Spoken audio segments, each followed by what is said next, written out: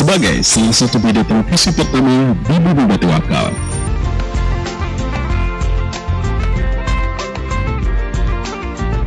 Brau TV menyajikan beragam informasi, dinamika dan peristiwa yang terjadi.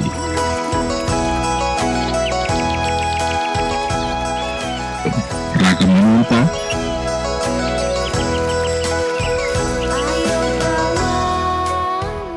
nuansa pendidikan dan olahraga,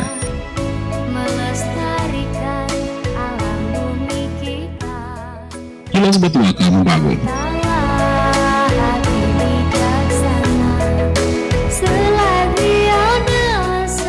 Jendela wisata dan budaya. Bersyukurlah itu anugerah dari Tuhan yang Maha Esa. Semua terangkum dalam rangkaian berita daerah.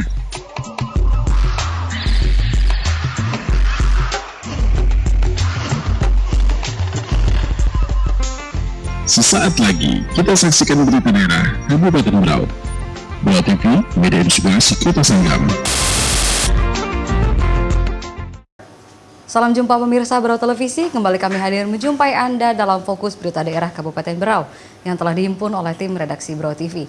Di antaranya, Kilas Batu Akal membangun, Ragam Banuanta, Jendela Wisata, serta sejumlah berita lainnya. Bersama saya Christine, inilah berita selengkapnya.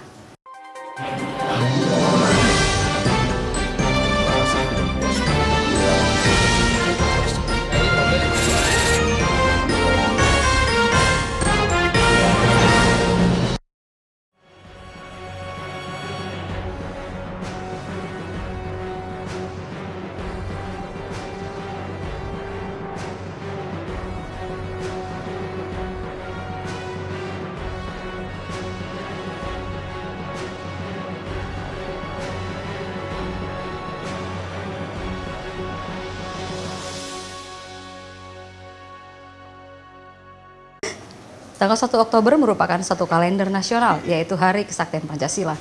Sementara di Kabupaten Brau diperingati dengan menggelar upacara di halaman kantor Bupati dengan Inspektur Upacara Bupati Dr. Andes Haji Makmur HPKMM, diikuti oleh pasukan TNI, Polri, Satpol PP, PMK, TRC Barisan Aparatur Sipil Negara, serta Barisan Pelajar. Upacara dalam rangka memperingati Hari Kesaktian Pancasila yang dilaksanakan setiap tanggal 1 Oktober diperingati oleh pemerintah Kabupaten Brau dengan penggelar upacara yang dipusatkan di halaman kantor Bupati Selasa pagi. Hadir dalam acara upacara tersebut antara lain jajaran Forum Komunikasi Pemerintah Daerah, sejumlah perwira dari TNI dan Polri, jajaran DPRD Brau periode 2014-2019, serta pimpinan SKPD Kabupaten Brau.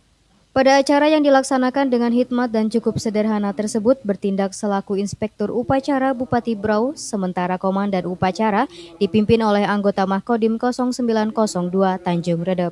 Tidak ada amanat dari Inspektur Upacara pada upacara tersebut. Namun Ketua DPRD Brau sementara Hajah Erlita Erlina membacakan ikrar kesaktian Pancasila.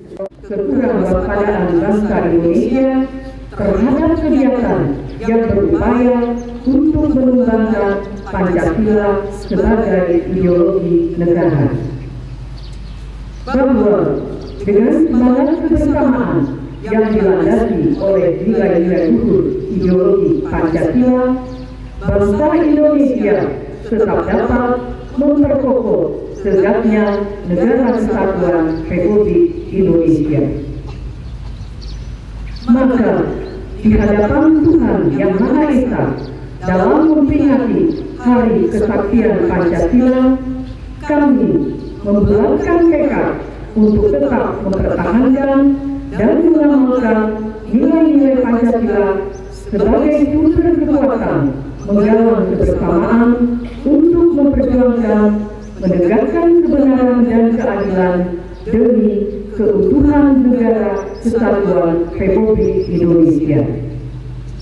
Jakarta, 1 Oktober 2014. Sementara menyinggung makna dari kesaktian Pancasila itu sendiri, Bupati Haji Makmur dijumpai usai sebagai inspektur upacara mengungkapkan kalau nilai-nilai yang terkandung di dalamnya sangat banyak sekali. Salah satunya rasa saling menghargai antar sesama, rasa cinta tanah air, keyakinan terhadap iman setiap individu, serta merewind kembali masa dahulu dalam hal pendidikan moral. Berikut cuplikan wawancara eksklusif Bupati Haji Makmur bersama kameramen Brau Televisi, Fuadi. Mari kita kembali pada jati diri kita sejak kita merdeka. Itu yang paling dirumuskan pertama menjadi falsafah hidup bangsa kita. Saya kira ini yang sangat mendasar, yang menjadi harapan kita semua sampai generasi seterusnya. Nah, dan mungkin ada pola-pola yang lain nanti kita harapkan yang bisa bagaimana terhadap pemahaman Pancasila kita kembali seperti masa-masa lalu, dalam artian melalui program kegiatan apakah dari pendidikan dari awal anak-anak seusia dini sampai nanti menjadi dewasa, sampai bermasyarakat dan sebagainya, harusnya kita tanamkan. Ini sangatlah penting generasi muda kita yang masa-masa yang saat ini menjadi penerus dan harapan bangsa kita. Jadi kalau saya sekarang posisi seperti ini penting kita tanamkan kepada generasi-generasi muda kita. Memang memerlukan waktu gitu, tetapi paling tidak ini merupakan suatu harapan masa depan kita kalau betul-betul tertanam apa yang menjadi suatu falsafah hidup bangsa kita ini. Saya kira ke depan kita tidak lagi terjadi sesuatu yang sepertinya apa yang kita alami saat ini. Walaupun kita secara bebas berdemokrasi, tetapi kan tidak sepenuhnya mengamalkan falsafah Pancasila berdemokrasi kita ini. Bahkan ada hal-hal yang sangat melanggar etika supaya kita berketuhanan yang Maha Esa. Kalau kita bicara berketuhanan yang Maha Esa, keyakinan kita sebagai umat yang beragama, semua anjuran dalam agama itu kan betul-betul kita dilajari santun, kita dilajari beretika, kan tidak ada lagi dimiliki seperti bukan tidak. Sudah sebagian akan sudah terhilangkan, terbuangkan begitu saja. Bahkan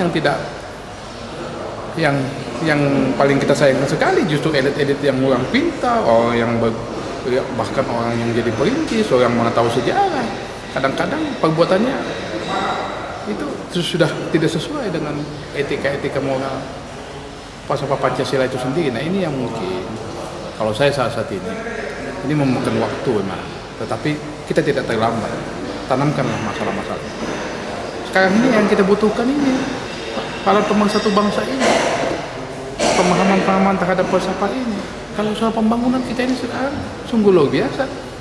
Kita mau bangun apapun juga bisa kita lakukan. Jadi bin salabin kita bisa lakukan. Artinya kalau apa yang kita inginkan tahun ini, tahun besok, tahun depan, tahun ini kita rencang sudah jadi. Tidak ada yang menjadi hambatan sekarang ini. Apa yang jadi hambatan kita, persoalan-persoalan apa sekarang? Kehidupan kita kalau kita kelola dengan baik, dengan sempurna, dengan ikhlas pada penyelenggara pemerintah. Tetapi ingat, kelanjutan kebersamaan sekarang adalah suatu yang sangat dibutuhkan. Apa gunanya kita artinya meninggalkan sesuatu yang sungguh luar biasa, yang dilihat secara fisik, tetapi kenyataan mental bangsa kita rusak. Kita kan akan terjadi seperti negara-negara di Rusia, negara-negara yang sekarang sudah mulai lebur, yang tadinya merupakan suatu kesatuan, itu bisa terjadi. Apalagi kita ini negara-negara kepulauan, negara berbagai suku bangsa, bahasa, agama, etnis. Ini mudah sekali kalau tidak hati-hati. Jadi ini harus kita junjung tinggi persoalan-persoalan seperti ini. Ya, bukan kita peringati begitu saja, tapi kita coba kita kembali kepada hal-hal yang mungkin menyangkut hal yang positif. Apa yang selama ini dilakukan oleh para pendahulu kita lakukan. Jangan dicampur adukan kepentingan politik dan kepentingan hal seperti ini. Nah, kita ini ada penyakit di bangsa kita ini. Begitu di era ini pernah dilakukan, begitu era berganti, kita juga tidak mau melakukan, salah. Ini sudah benar. Padahal bagi kita sekarang ini, bagi saya yang sebagai mengalami, artinya saya juga mengalami dan persoalan Orde Baru saya pernah rasakan. Saya sekarang dari reformasi saya sudah rasakan. Ini harus kita kembalilah introspeksi diri masing-masing kalau bangsa ini. Jangan terlalu bangga kita terhadap masalah apa yang kita lakukan saat ini. Seolah-olah dengan pemikiran kita, dengan reformasi, demokrasi, keterbukaan, dengan upaya-upaya pembangunan yang sering kita pamerkan itu sungguh luar biasa bagi kita. Bagi saya, mohon maaf, saya ada kekhawatiran gesekan-gesekan bangsa yang akan melebar, kita akan terjadi, kita tidak akan bersama-sama lagi, kita tidak beretika lagi, kita tidak bermoral lagi. Ini buktinya sekarang yang kita lakukan sekarang ini. Tuhan mencatat ini semuanya yang kita lakukan. Nah, sesuai kita intervensi masing-masing, baik di bidang-bidang apapun juga kita bentukkan. Contoh sekarang, kita seolah-olah aturan itu tidak bagus. Bukan aturan tidak bagus, manusia yang tidak bagus. Semua aturan larangan apa yang mau kita sekarang coba kita contoh. Apa yang oke lah kalau kita tidak bersandar pada larangan-larangan aturan pemerintah, aturan perundang-undangan, aturan negara. Tetapi etika agama kan ada sudah jelas, semuanya sudah diatur sedemikian. Kalau kembali kepada norma-norma etika dalam Pancasila itu, berketuhanan yang Maha Esa itu sangat luas pemahaman kita. Kita harus betul-betul menanamkan pada diri kita ajaran-ajaran itu. Jadi, itu makanya saya sering sampaikan kepada masyarakat, Anda jangan bertanya mana peraturan daerah, mana peraturan pemerintah, mana undang-undang, mana perpres, jangan ditanyakan. Kalau kita meyakini bahwa kita orang yang beragama, meyakini bahwa agama itu merupakan keyakinan yang hakiki pada diri kita, bukan banyak sekali petunjuk-petunjuk kehidupan kita. Bahkan agama itu lebih banyak mengatur sampai sekecil kehidupan kita pun diatur. Bayangkan agama, ya nilai-nilai agama semua diatur. Kita bagaimana kita buang air, bagaimana kita keluar WC, bayangkan negara tidak mengatur. Tetapi semua etika dalam kehidupan kita. Nah coba kita bayangkan. Ya. Kalau orang yang itu makanya kita jangan tersinggung. Kalau bagi umat beragama, kalau dikatakan kita ini ya sekedar servis agama sebagai simbol, nah itu yang jangan tanamkan. Tapi semuanya terkandung dalam sila demi sila. Karena saya juga termasuk orang dulu penata IP4. Itu kita masyarakat karena dipandang itu masalah Orde Baru. Lalu saya diputus di tengah jalan persoalan-persoalan seperti itu. Padahal dibutuhkan sekarang anak-anak kita sekarang. Ini contoh saja. Saya coba. Kita sampai tidak lagi mengenal baik etika terhadap masalah atribut saja. Coba kita tidak bisa lah sekarang membedakan mana atribut itu pejabat negara, mana bukan atribut negara. Saya tadi kan titik ibu ada atribut lambang PKK itu persis seperti lambang anggota DPR RI, walaupun di sana PKK di tengahnya. Nah itu kan etika sekecil seperti itu pun harus kita harus ada dengan dalam ketatanegaraan memang seperti itu sudah. Jangan suatu simbol dianggap hal yang biasa. Kalau jauh-jauh kita tahu mana anggota DPR, kan dia ini anggota PKK kan dia, atau kepala kampung, atau dia bupati atau bukan. Hanya bedanya kan bupati seperti ini. Ada lambang yang di sebelah sini. Korpi juga begitu sekarang. Itu makanya saya belum pakai. Korpi itu ada lambang lagi sepertinya lambang dulu itu, makanya dulu saya ingat penata IP4 itu ada tingkat nasional, ada tingkat apa itu. Saya sendiri ada yang merah itu nasional, tingkat daerah, ada 3 tingkatan penata IP4 tertata. Nah itu jangan dianggap oleh daerah reformasi, daerah terbuka seperti ini hal-hal yang biasa. Itu sebenarnya merupakan suatu pendidikan bagi kita. Kita tahu dengan kelebihan orang lain. Kita tahu bahwa orang itu kapasitasnya seperti itu. Itu yang diajarkan dalam agama juga gitu. Dalam agama kita menghargai senior kita. Kalau kita tahu dengan senior kita ada lambang-lambang yang kita diajarkan agama loh, menghargai senior. Apapun dia sebenarnya sudah dia pensiun, sudah apa tapi namanya senior tidak hargai. Ada kelebihannya, ada pengetahuannya, ada pengabdiannya lebih dari kita. Itu dalam agama ada semua dilakukan. Nah ini saya kira sebalik saya. Ya saya kira kita tidak terlambat. Tapi kalau kita goncang-gancing seperti ini, sama sekarang peristiwanya kita, hakikat kita namanya sekarang ini, itulah. Ya saya jujur saja sekarang ini, goncang-gancing aturan-aturan ini yang sekarang, yang salah ya pemerintah. Yang menyalahkan Dewan Perwakilan Rakyat Daerah. Dari awal yang paling salah itu Gumawan Fauji itu. Tulis besar-besar itu. Dia mengukur dirinya, tidak mengukur orang lain. Hingga terjadi seperti ini. Ya kita seperti saya ya sebagai penyelenggara pemerintahan ya loyal aja. hal seperti ini. Saya juga nanti dalam konteks-konteks ke depan tetap mendengar suara hati nurani rakyat tetap kita dengarkan. Kita tidak boleh tidak mendengarkan. Coba ini jadi renung, jadi kadang-kadang saya lihat kok kita berutak-atik kepada peraturan perundang-undang, berutak-atik kepada peraturan pemerintah, berutak-atik peraturan daerah. Sudah ada jelas. Contoh saya sampah. Sampah itu kan bagian daripada iman. Dan untuk kepentingan diri kita sendiri bagaimana? Apa kita tunggu harus ada perda sampah, perda macam-macam?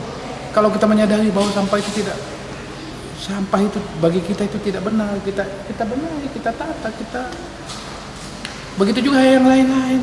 Bicara tentang perundangan pertanahan, kalau bukan hak kita jangan kita ambil. Tanah orang lain kok, tanah negara, tanah si. Masa kita tidak merasa kita hidup ini bahwa kita bukan punya? Tapi kalau kita punya silakan kita perjuangkan. Nah itu saya kira, saya susah aja. Saya di akhir tugas saya ini saya hanya itu yang saya pikirkan sekarang. Kalau si pembangunan saya cerminannya syukur alhamdulillah. Tetapi saya itu saja. Saya khawatir nanti ke depan kalau tidak kita serentak dan mempersiapkan bangsa ini, saya ada kekhawatiran juga generasi kita yang seperti ini. Karena dia sudah mencontoh dan melihat kenyataan praktek-praktek yang semuanya sebenarnya bertentangan dengan etika moral. Termasuk Pancasila nomor 45 yang kita lakukan. Kita bicara musyawarah mufakat. Apa sih? Di mana? Kita musyawarah mufakat di televisi. Itu masuk cerminan-cerminan sekarang ya saya tidak salahkan juga. Akhirnya LSK ini membuat suatu acara ya itu sebenarnya itu dalam nilai agama itu tidak boleh dong. Itu kalau saya tidak mau ikut dipanggil.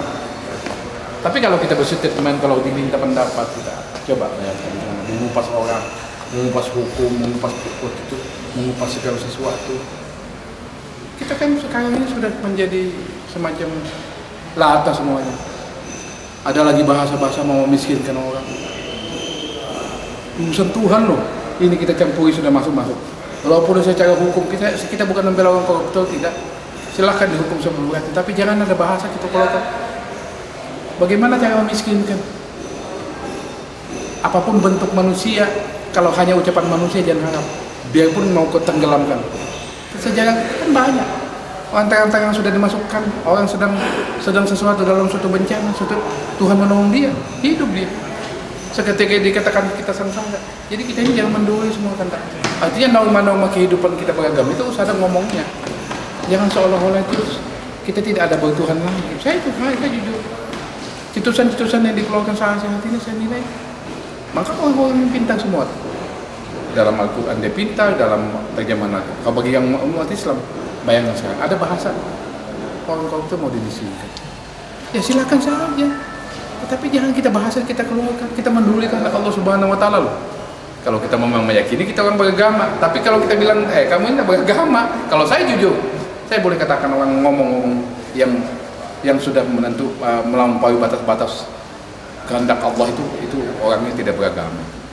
Kalau boleh saya katakan seperti itu, makanya kita jangan berani, kita tidak boleh berandai-andai. Kita boleh menyumbangkan pemikiran-pemikiran kita, efek jerah boleh, apa yang kita lakukan, itu boleh silakan. Banyak hal lain saya soroti. Nah ini cerminan dengan generasi kita berbahaya sekali. Jadi ya cobalah kita tidak terlambat menata kembali.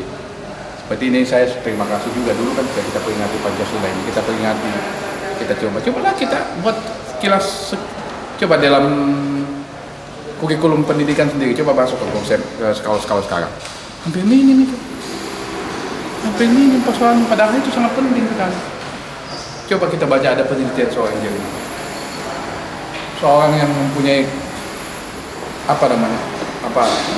anak-anak yang mempunyai kecerdasan intelektual itu banyak gagalnya kalau tidak memiliki kecerdasan emosional. Jadi berbanding kecerdasan emosional kita miliki 60%, hanya berbanding 40% orang yang memiliki kecerdasan intelektual 90% versus 100% tidak memiliki kecerdasan emosional, itu banyak gagal. Itu seorang Jerman meneliti seperti itu. Jadi itu kenyataan. Jadi ingat itu kepada kita semua, termasuk saya ya, mudah-mudahan juga kepada anak-anak saya. Jadi jangan kita terlalu berbangga-bangga terhadap masalah yang menyangkut masalah-masalah pendidikan anak-anak kita yang kita cekoki dengan kita mengajarkan anak-anak matematika 3 bulan bisa 100, dapat anak kita 100. Saya melajari beretika 2 tahun belum tentu kita bisa mampu melajari anak-anak beretika. Nah ini yang jadi suatu tantangan. Saya kira kalau saya sekarang mikirkan oleh menteri sekarang, tapi pendidikan dasar ya dari awal tanamkan. Ya kalau matematika besok, saya ini orang pas, saya juga orang pastian. Saya belajar buku itu cepat sekali. Tapi sekiranya saya belajar dengan beretika, santun, kan, nah ini mungkin satu bekal kita dan kita feedback kembali terhadap masalah Pancasila ini. Kira-kira kita memperingati ini, kita renungan kembali, kita coba melihat kembali bagaimana ini merupakan suatu komitmen kita. Kita tidak terlambat, kita harus mampu memperbaiki. Sekretaris Daerah Haji Joni Marhansyah mengharapkan kepada seluruh pimpinan SKPD agar memacu proyek-proyek yang tertuang dalam APBD Kabupaten Berau, baik anggaran murni maupun anggaran perubahan. Himbauan tersebut diungkapkan Sekda usai menghadiri upacara Hari Kesaktian Pancasila di halaman kantor Bupati Selasa pagi. Sekretaris Daerah Haji Joni usai menghadiri upacara Hari Kesaktian Pancasila 1 Oktober 2014 di halaman kantor Bupati Berau Selasa pagi menghimbau kepada seluruh pimpinan SKPD agar dengan stafet segera melaksanakan gerakan untuk menyelesaikan anggaran yang tertuang dalam anggaran APBD tahun 2014 di setiap SKPD. Karena kegiatannya sudah memasuki triwulan keempat. Sekda menambahkan dalam penyerapan anggaran khususnya fisik masih ada sejumlah SKPD yang realisasinya masih di bawah 50%. Pada kesempatan itu Sekda meminta kepada sejumlah SKPD yang tidak disebut satuan kerja mana agar segera memacu kegiatan dengan harapan capaiannya fisiknya pada akhir triwulan 4 yang waktunya hanya sisa 2,5 bulan ini meningkat capaiannya, minimal batas 85%. Ya, itu kan pertimbangnya seluruh. Ada beberapa SKPD yang memang masih proyeknya itu di bawah 50%. Nah itu yang maksud kita supaya dipacu, kita nggak usah sebut lah SKPD-nya mana ya kan. Kita himbau saja supaya mereka itu lebih memacu gitu di lapangan, terutama kegiatan fisik. Ini kan waktu tinggal lebih kurang paling efektifnya 2,5 bulan aja lagi. 2,5 bulan. Sementara menyinggung kegiatan yang berjalan kurang lebih 2,5 bulan mendatang, Sekda dalam hal ini selaku pengguna anggaran akan memberikan sanksi kepada pimpinan SKPD terkait kinerjanya. Dalam hal Sekda akan mempertimbangkan jabatan pimpinan SKPD terkait dengan penerapan pola kerja khususnya penyelesaian kegiatan dengan capaian persentase kegiatan baik fisik maupun keuangan. Jika di lapangan masih ada pimpinan SKPD yang sistem dan pola kerjanya lambat, maka Sekda akan mempertimbangkan untuk posisi jabatannya ke depan.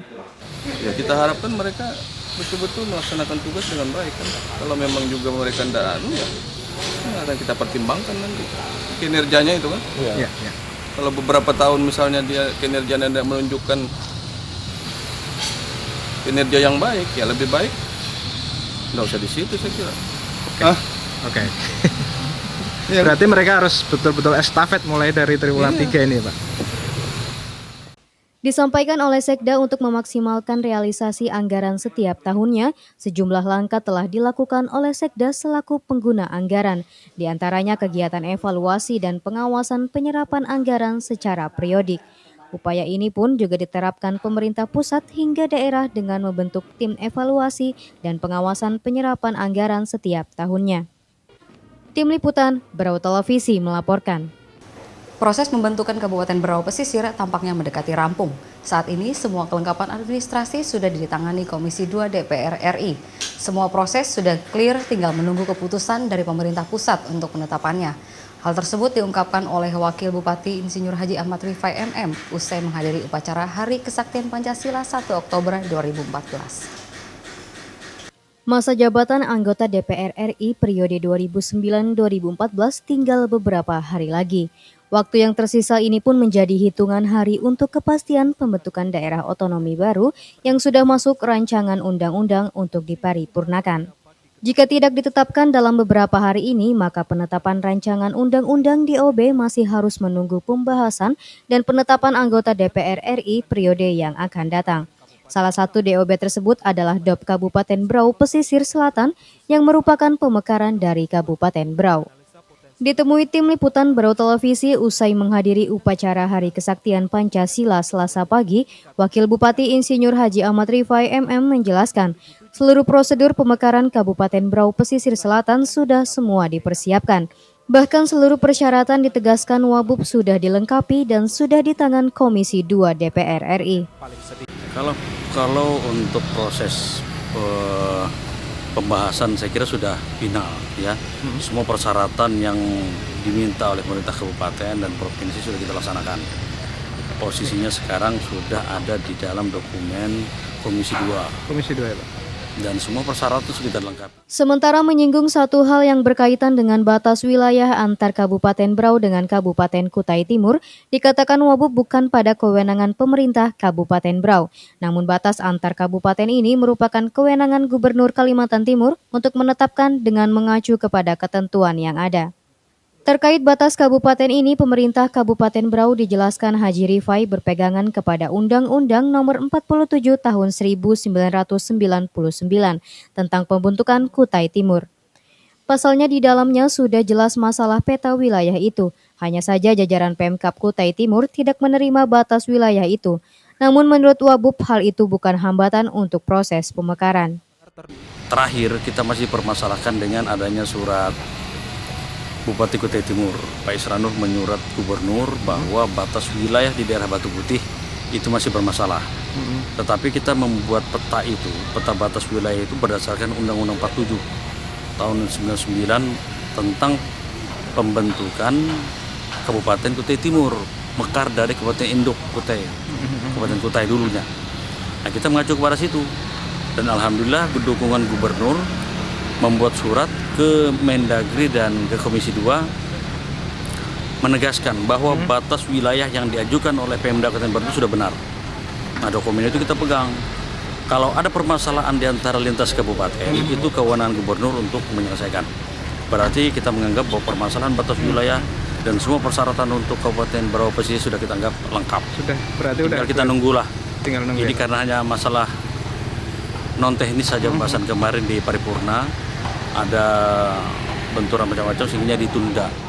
Dalam penetapan ini, Gubernur Kalimantan Timur telah mengirim surat penetapan kepada pemerintah dalam negeri. Mutlak batas wilayah yang dipermasalahkan adalah milik Kabupaten Berau. Pasalnya berdasarkan Undang-Undang Pembentukan Kabupaten Kutai Timur yang merupakan pemekaran dari Kabupaten Induk sebelumnya yaitu Kutai. Tim Liputan Berau Televisi melaporkan.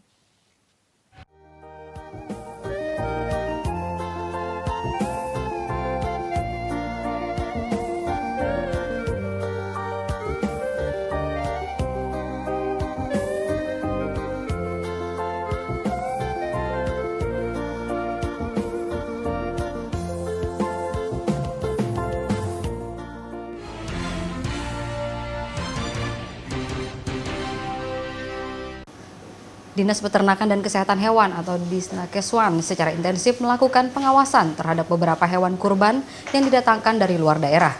Kegiatan tersebut tidak hanya dilaksanakan menjelang Hari Raya Idul Adha saja, akan tetapi secara berkala dilaksanakan aktif dan terprogram. Puluhan tahun menjadi pedagang sapi memberikan banyak pengalaman bagi Asriansyah.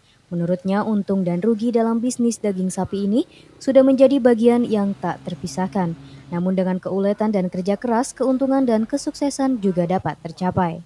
Dijelaskannya memulai bisnis mendatangkan sapi dari luar daerah ini memang rumit dan tidak segampang yang diperkirakan banyak orang. Tidak hanya butuh modal besar, akan tetapi sebuah kepercayaan dan komunikasi yang baik juga menjadi hal yang utama dengan pengusaha ternak di luar daerah. Menjelang Hari Raya Idul Adha ini, dirinya hanya mendatangkan sekitar 40 ekor sapi dari Sulawesi Selatan.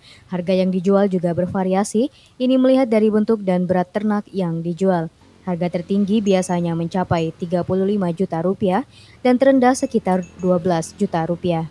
Di lokasi tempat berjualan, Asriansyah mengungkapkan pembeli dominan memang rata-rata warga masyarakat dan sisanya ada beberapa pihak perusahaan, itu pun sudah dipesan terlebih dahulu.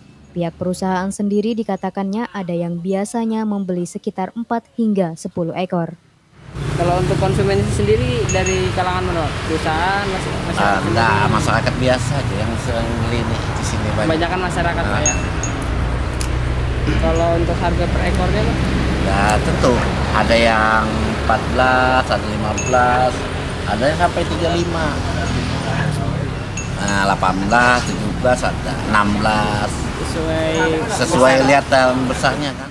Diungkapkannya memang banyak kendala yang dihadapi dalam berdagang sapi. Salah satunya adalah penyediaan pakan ternak, termasuk perawatan ternak yang sudah masuk kandang. Seluruh ternak yang dijual dijelaskannya memang tak mutlak habis dibeli. Biasanya ada tersisa sekitar 4 hingga 5 ekor. Besarnya kan. Kalau untuk pakannya sendiri Pak, dari mana? Dari sini aja kita makannya ngambil di sana, seperti di Gunung Tabur, Sambaliung, sekitar sini. Sisanya ini kemudian dikelola sendiri dengan cara disembelih dan dijual per kilo untuk memenuhi pesanan beberapa hotel dan rumah makan yang ada di Berau. Untuk keuntungan menurutnya selalu ada, namun tidak juga selalu besar. Paling tidak keuntungan tersebut dapat membayar gaji 5 hingga 6 orang karyawannya. Sapi-sapi ini tidak habis? Gimana? Kita potong sendiri, kita kan jual jagal, jadi kalau kita potong sendiri, tidak ada masalah. Jadi nggak dikembalikan lagi? Nggak ada, kalau kita untuk dipotong sendiri, jadi memang tidak habis ya kita potong, tiap hari kita potong juga, kan gitu. Tim Liputan Berau TV melaporkan. Setiap tahun ternak sapi dan kambing didatangkan dari luar daerah. Hal tersebut memang sudah menjadi tradisi tahunan di setiap daerah menjelang Hari Raya Kurban Idul Adha. Para pedagang sapi di dalam daerah pun berlomba-lomba memanfaatkan momentum tersebut sebagai ladang rezeki tahunan. Menjelang Hari Raya Idul Adha, sejumlah pengusaha dan pengumpul memang banyak mendatangkan hewan ternak jenis sapi dan kambing dari luar daerah. Hewan ternak ini memang sudah melewati beberapa masa karantina sebelum tiba di dalam daerah. Hal tersebut sebagai jaminan bagi konsumen akan kesehatan hewan ketika akan dikonsumsi. Tiba di dalam daerah, seluruh hewan tersebut juga mendapat perhatian serius dari Dinas Peternakan dan Kesehatan Hewan Berau. Salah satunya, petugas yang terbentuk berupa tim langsung turun ke beberapa pengusaha dan pengumpul untuk melakukan kembali pemeriksaan kesehatan lanjutan. Tujuannya untuk benar-benar mengetahui bahwa hewan tersebut memang bebas dari beberapa virus atau penyakit. Menurut Kepala Disnakes Wan M. Ghazali mengatakan, pendataan dan pengawasan yang sudah dilaksanakan di tingkat pengumpul ternak sudah dilaksanakan dengan aktif. Bahkan menjelang Hari Raya Idul Adha, jumlah ternak sapi mencapai sekitar 617 ekor dan kambing 336 ekor. Semuanya sudah dilakukan pemeriksaan dengan hasil memenuhi syarat. Dijelaskannya upaya pemeriksaan rutin termasuk menjelang Idul Adha ini merupakan menekan dan mengamankan masyarakat dari kemungkinan resiko penularan zoonosis khususnya pada pelaksanaan Hari Raya Kurban. Selain itu, hal tersebut sebagai optimalisasi dan pembinaan dan pengawasan teknis kesehatan masyarakat veteriner terhadap kesehatan hewan kurban terutama pada daerah endemis. Ghazali juga mengungkapkan pada pelaksanaan Hari Raya Idul Adha pihaknya juga akan membentuk tim teknis pengawasan hewan kurban di masing-masing wilayah kampung dan kecamatan. Tujuan terbentuknya tim ini agar melaksanakan pengawasan dan supervise terhadap kesehatan hewan, pemeriksaan antemortem, penerapan higien sanitasi lingkungan tempat pemotongan hewan di Kabupaten Berau. Selain itu, tim juga akan memberikan bimbingan dan pengawasan terhadap hewan yang akan dipotong serta memberikan informasi kepada seluruh masyarakat tentang teknis penyembelihan dan pemotongan hewan yang benar. Tim Liputan Berau TV melaporkan. Di ruang kerjanya Selasa siang, Bupati Haji Makmur HPKMM menerima tim pencerah Nusantara yang telah bertugas selama 1 tahun di wilayah Kecamatan Kelai yang merupakan kecamatan yang ditunjuk oleh pemerintah pusat sebagai tujuan tim pencerah Nusantara. Upaya dalam rangka mempercepat pencapaian target-target MDGs. Pencerah Nusantara merupakan program yang bertujuan memperkuat pelayanan kesehatan primer melalui penempatan generasi muda di daerah perifer Indonesia. Pencerah Nusantara terdiri dari sekelompok tim kesehatan terpilih dan terlatih, yaitu dokter umum, dokter gigi, perawat, bidan, dan pemerhati kesehatan dari berbagai latar belakang akademis, yang bersedia mengabdikan diri selama 1 tahun untuk memberikan pelayanan kepada masyarakat di pelosok Indonesia. Sebagaimana diberitakan terdahulu, tim pencerahan Nusantara yang bertugas di Kabupaten Berau merupakan salah satu utusan dari pemerintah pusat yang direkrut melalui seleksi yang ketat. Selama di Kabupaten Berau, mereka tinggal di Puskesmas Kecamatan Kelai dan diberikan fasilitas yang memadai seperti kendaraan. Tetapi penduduknya nomaden sehingga tim pencerah Nusantara harus proaktif mendatangi warga-warga dengan jarak tempuh yang beragam.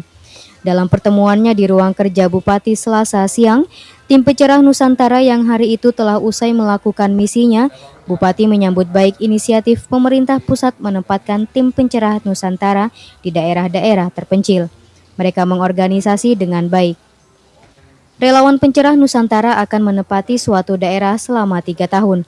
Tahun pertama untuk babat hutan dan melakukan advokasi. Pada tahun kedua dan ketiga diharapkan dengan pola pelayanan kesehatan yang sudah ditemui dapat meningkatkan kualitas kesehatan di daerah itu. Pada tahun ini tim pencerah Nusantara Jilid 1 telah usai dan akan kembali ditugaskan 5 orang untuk kembali ke Kabupaten Berau yang merupakan tim pencerah Nusantara Jilid 2 dan akan bertugas di wilayah pedalaman selama 1 tahun. Tim Liputan Berau TV melaporkan. Diduga gara-gara konsleting listrik, satu buah rumah di RT 9 Jalan Abu-Abu, Kelurahan Teluk Bayur, Kecamatan Teluk Bayur, terbakar sekitar pukul 12 waktu Indonesia Tengah siang tadi. Tidak ada korban jiwa dalam kebakaran tersebut, namun diperkirakan kerugian materi mencapai puluhan juta rupiah.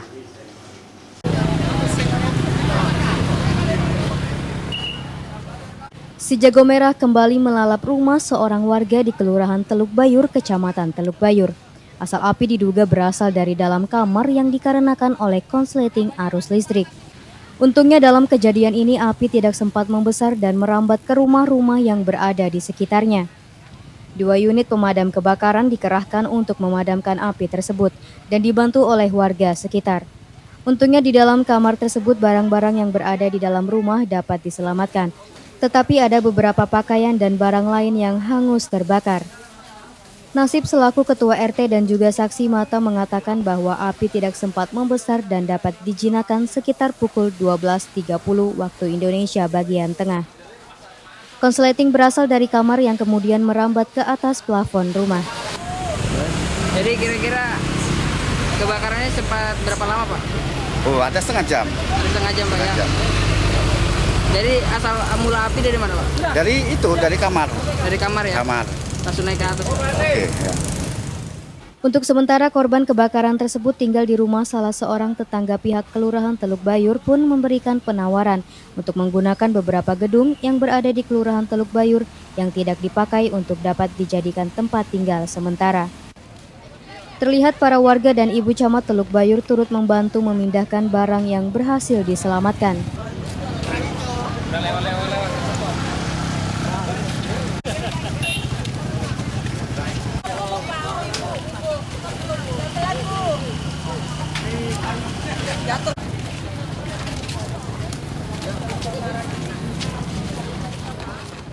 Tim Liputan Berau TV melaporkan.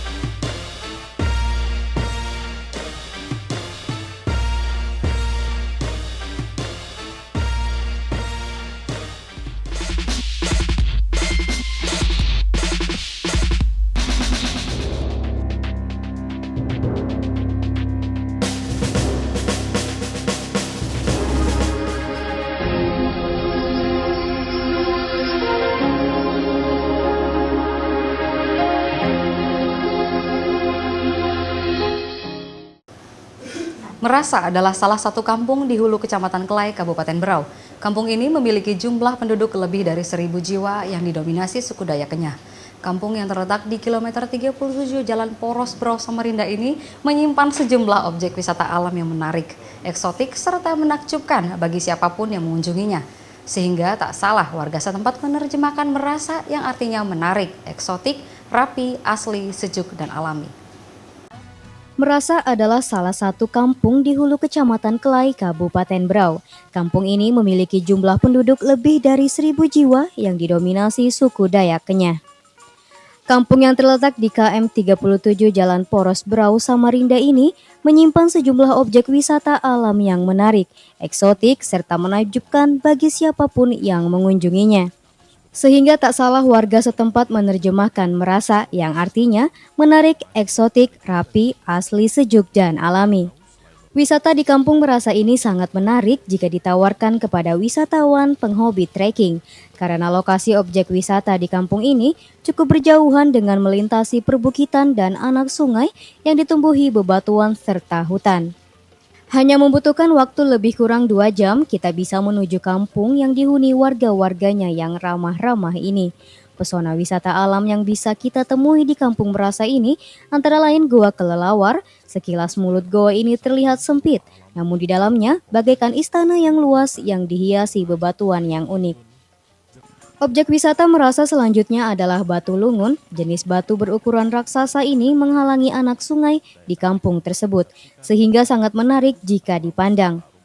Objek wisata lainnya adalah tebing-tebing batu yang menghiasi dinding sungai yang mengalir dan membelah kampung ini.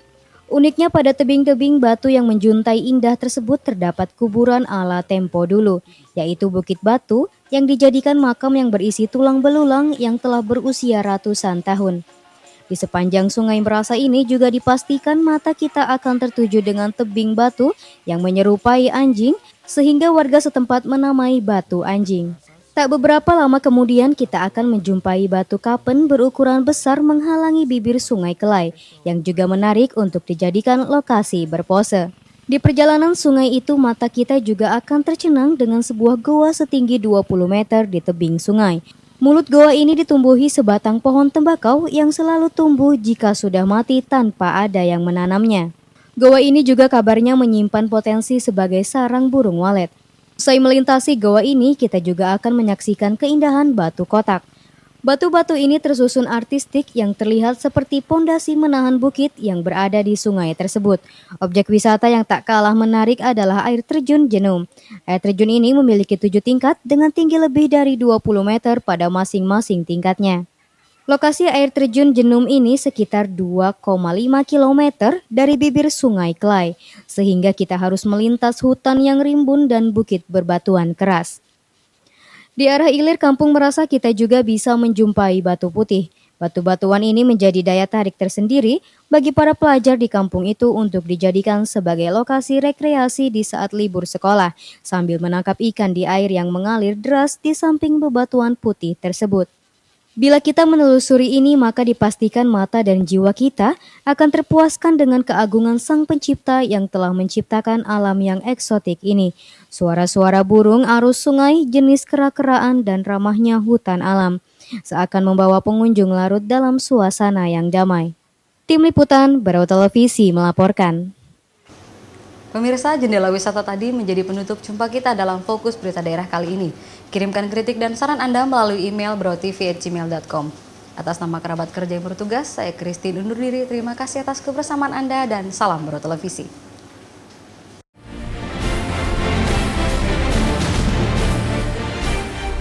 Lajunya pertumbuhan ekonomi yang tinggi diimbangi dengan iklim investasi yang meningkat. Kabupaten Berau terus berpacu membangun daerahnya melalui prasarana infrastruktur yang memadai, menjadikan Kabupaten Berau terus menuai pujian dan harapan. Berbagai peluang usaha masih terbuka luas. Dengan kotanya yang bersih dan tertata rapi, Kabupaten Berau juga dikelilingi 2 sungai yang terus mengalir pasang surut, menjadi salah satu urat nadi roda perekonomian masyarakat Berau masa lampau hingga sekarang. Masyarakatnya yang ramah dan santun menjadi ciri khas penduduk Kawatiwakal yang bersahaja. Jangan kotori dan nodai kota ini dengan tumpukan kriminalitas yang dapat membawa bencana bagi kita. Ayo barintak membangun Bumi Watiwakal, bumi Kabupaten Berau yang tercinta. Iklan ini dipersembahkan oleh Bagian Humas dan Protokol Kabupaten Berau dan Berau TV, media inspirasi Kota Sanggam, serta RSPD 99,3 FM, media informasi dan hiburan Kota Sanggam.